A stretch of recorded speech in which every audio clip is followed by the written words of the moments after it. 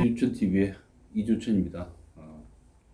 오늘 다시 베트남 민간인 학살 진실을 말한다 편인데, 이화정 월남전 참전자 회장이신 분이 한겨레 보도에 분노하는 증언을 실은 것입니다. 학교에서도 참전 용사를 학살자로 가르쳤다는 공개해가지고 자율보고에 인터뷰 내용이 기고된 것을 제가 소개를 해드리겠습니다. 6월 24일자 기사입니다. 베트남 참전 용사들에게 민간인 학살이라는 누명만큼이나 가슴에 못을 박은 일은 3년 전부터 중고교에서조차 이들을 학살자로 가르치고 국내 주요 언론들은 이들의 의견을 전혀 전달하지 않는다는 점입니다. 이화정 월남전 참전자회 회장 등 참전 용사들은 지금 저기 학교에 가면 아이들에게 평화라는 미명 아래 사상교육을 하고 있다면서 서울시 교육청이 돈을 들여 평화교육 책자를 만들어 배포하고 있다고 말했습니다. 이들이 말하는 평화교육 책자란 2020년 6월 말 논란이 일었던 동아시아 평화로 다시 읽다라는 책자를 말한 겁니다. 해당 책자 가운데 한 장인 한국사의 겨울 아직 끝나지 않은 기억의 전쟁, 한국사의 거울 아직 끝나지 않은 기억의 전쟁, 베트남 전쟁을 보면은 베트남전 당시 한국군이 민간인을 무참하게 학살했다고 는 것을 기정사실로 하면서 한국군이 베트남전에 참전한 이유를 돈을 벌기 위해서라고 깎아내렸다는 겁니다. 한국군은 용병이었다는 좌익진영의 주장을 그대로 전달한 것입니다.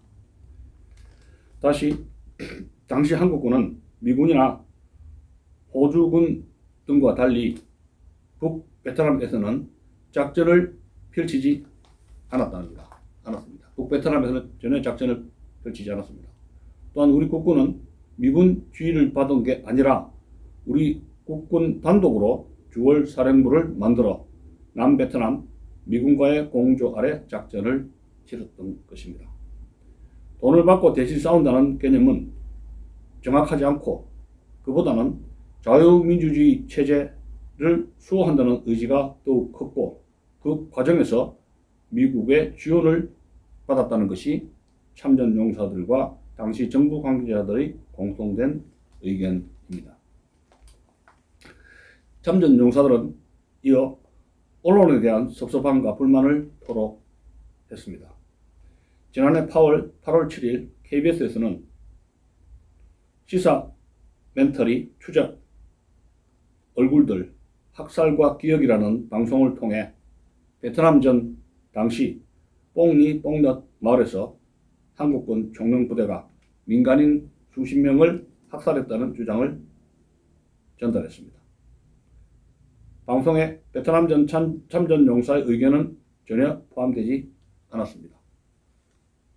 방송 이후 월남전 참전자회를 비롯한 베트남 참전 용사 단체가 집단으로 KBS 앞에서 항의 시위를 벌였고 같은 해 9월 박민식 국가보훈처장이 공식 사과를 요구한 적이 있었습니다. 이화정 회장 등 참전 용사들은 당시 방송에서 민주사회를 위한 변호사 모임 민등과 한배평화재단 목소리만 전했다며 지지할 때 쌍방의 이야기를 듣는 게 기본 아니냐. 그런데 기자는 왜 그렇게 안 했느냐고 지적했습니다.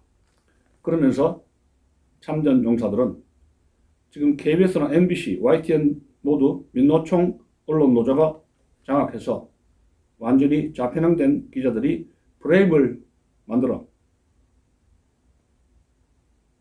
한국군의 민간인 학살을 기정사실로 몰아가는 것하고 분통을 터뜨렸습니다.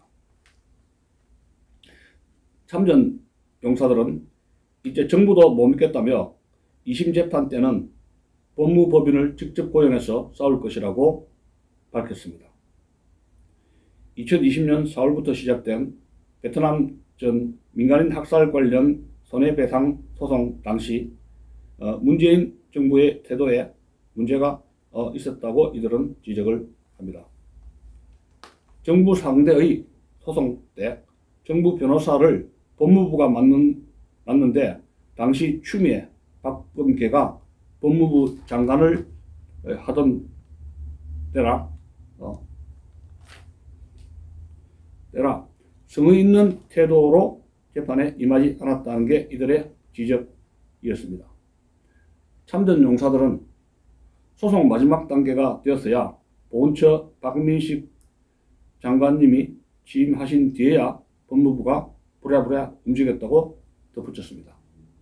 이화정 회장은 이 소송이 중요한 이유는 32만 5천 명 참전 용사의 명예뿐만 아니라 우리나라의 국격을 스스로 떨어뜨릴 수 있다는 점이라고 강조를 했습니다.